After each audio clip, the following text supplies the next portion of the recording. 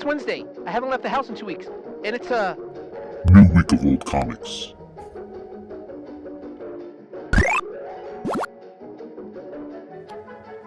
So, we're going to start today with a look at Victor Kalvachev's Blue Estate. It's a crime fiction book, so, you know, if you like Ed Brubaker's stuff or Elmore Leonard, this might be up your alley. It's not very talked about very much, but it's a pretty interesting project. Victor Kalvachev is doing the covers, and he does the colors, but there's different artists doing the interiors. So, it's interesting. I think a lot of the criticism against it were that it used different artists for the interiors. As you see, these are different. That from that. But what kind of pulls it all together is the colors. It's not difficult to follow, even though there's changing artists.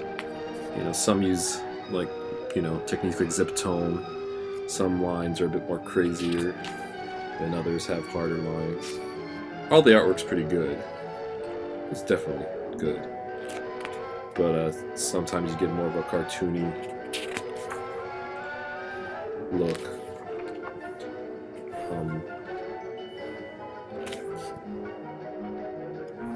The story it's fun to read, but it's not like at the end of it you're not going to go like, oh, this is one of the best crime stories ever. I mean, it's if you like the LA Confidential kind of, but like a modern Hollywood and drugs and girls, crime fiction, then you're going to dig this. Very Elmore Leonard.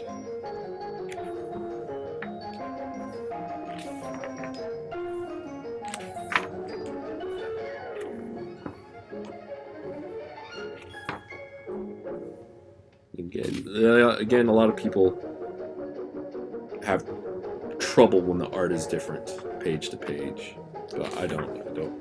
I mean, I understand why. I also prefer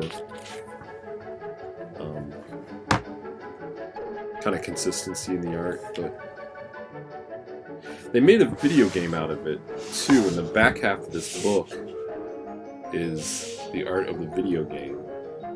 Which is weird because it was an on-rails shooting, like an on-rail shooter. It was on PS4, that's where I played it.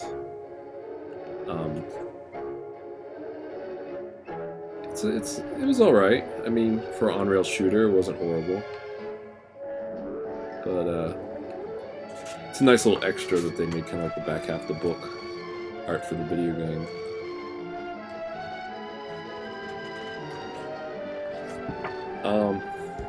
I hate when this happens, the little tear here, if you can see that. It drives me absolutely nuts. I'm probably going to find some way to glue it.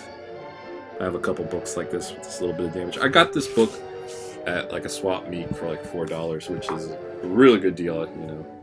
But it sells for $30, which is probably what a book like this should sell for. Unlike DC, who wants to charge you $50 for, you know, Batman White Knight hardcover or the Omega Man hardcover. $30 is about the price this book should be, especially for that. It's quite a steal at $30, I think. Next, I want to look at Brian Maruca and Jim Rugg's Afrodisiac. Jim Rugg, of course, from the Cartoonist Kayfabe channel. This is my favorite book he's done, even though I can't admit to have read the Plain Jane stuff or some of his work for hire stuff. I'm crazy about this book, Afrodisiac. Just the whole package is great.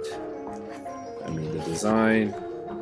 Rugg is someone who he doesn't have like a one style. He draws in different styles. Like you've got this more kind of cartoony style here. Then you've got more kind of traditional comic book style that's looks a little like Dan Clowes. But all his storytelling is very clear, no matter what style he's using.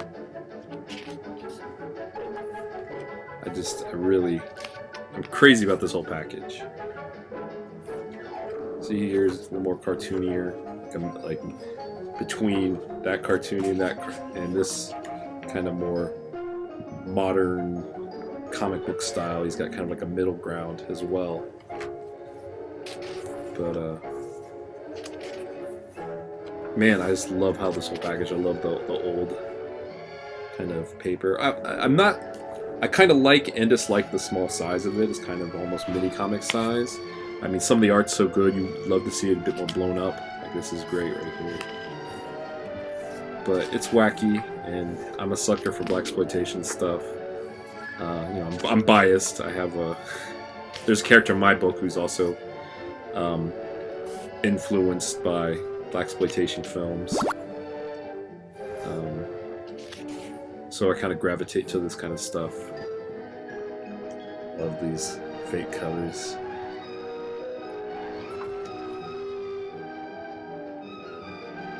Stuff like this is just awesome.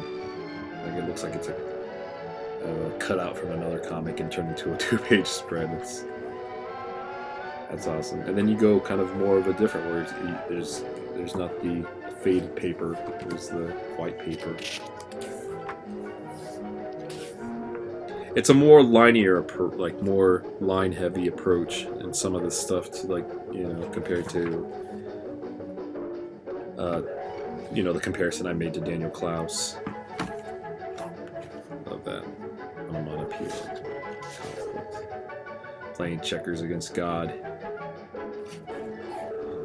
But, I mean, this is why you know the Eisners are bullshit, because this whole package is just... Look, you even got an anime take on it. The whole package is... I'm sorry, manga take on it. Just great.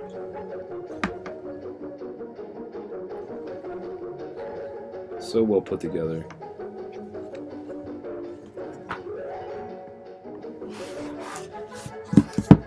But yeah, hunt this down. This is, I think, an exciting book. But again, I'm biased.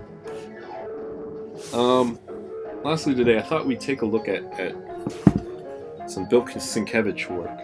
Now, some of the older, kind of like a classic Sienkiewicz, and then like a new Sienkiewicz.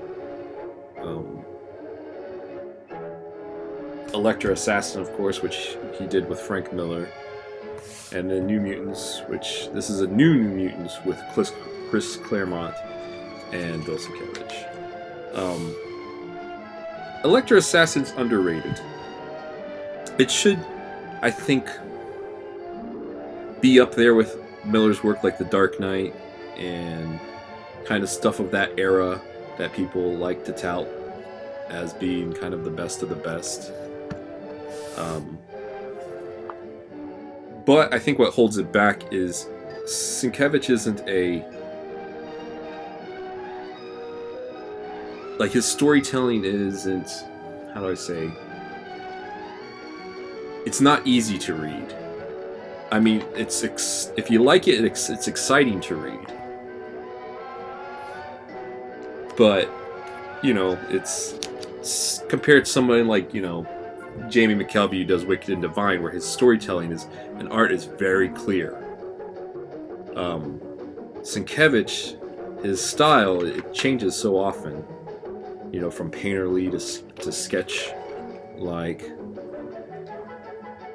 it's exciting to look at, and if it excites you, then it's easier to read. But I can understand how some people it's not their cup of tea, and that's what probably holds this book back.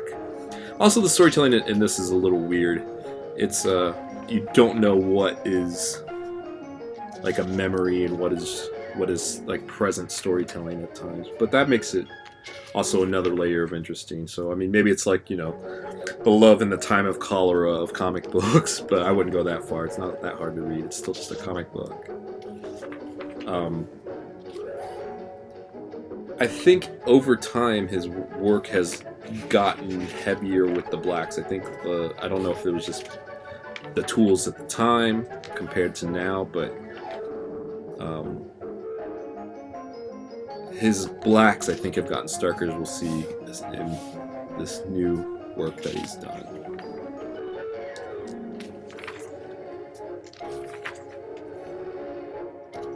I still like reading this comic. Sometimes I don't even like to, you know, I won't even necessarily read it. I'll just like look at it just for the art.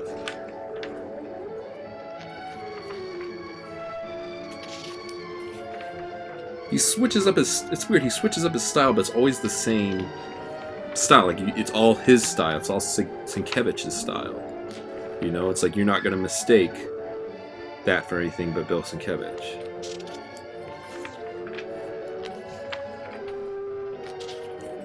So I wish there was a hard bound, maybe there is a hard back version of this, but, you know, a bigger hardbound version I think would be appropriate for this work.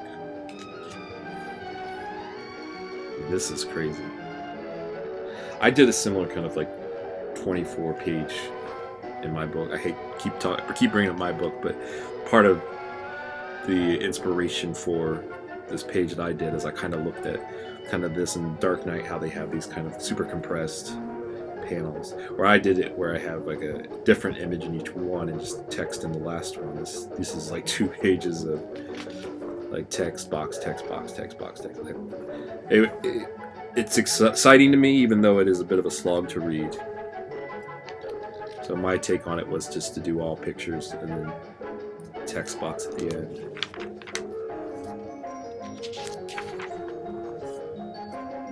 Again.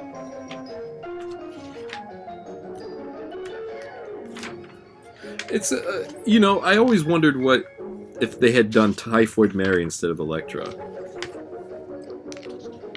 That's a cool panel.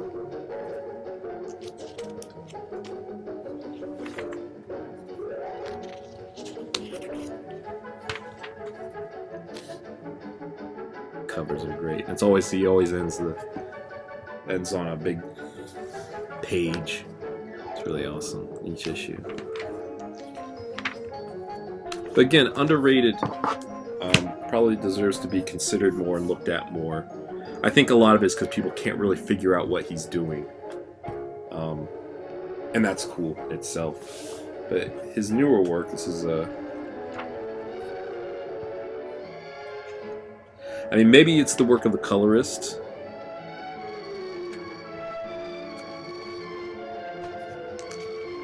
That maybe kind of makes this look more different. The black's a bit more stark, a bit heavier. God damn.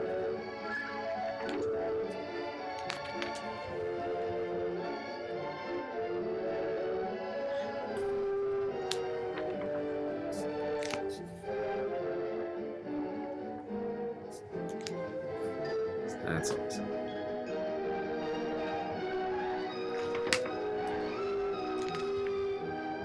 That's really out there.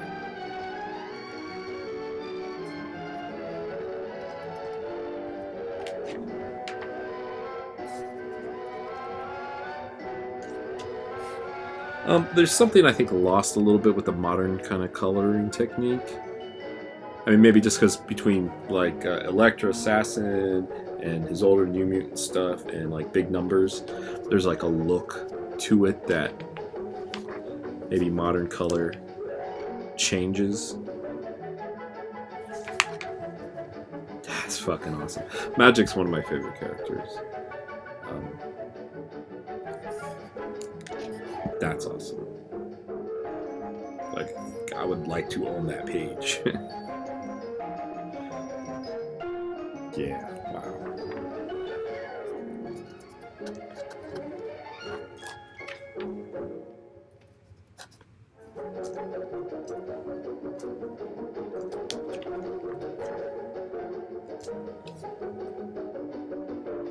Wow.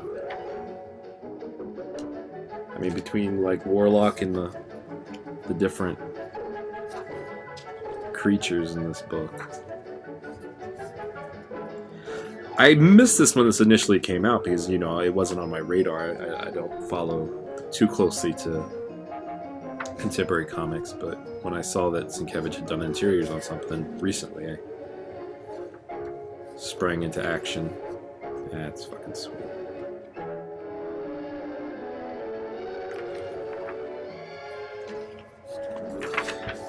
Yeah, but Bill Sienkiewicz, maybe next week we'll look at big numbers or something. Because I'm a super big fan. That's it for this week. Tonight's program has been brought to you by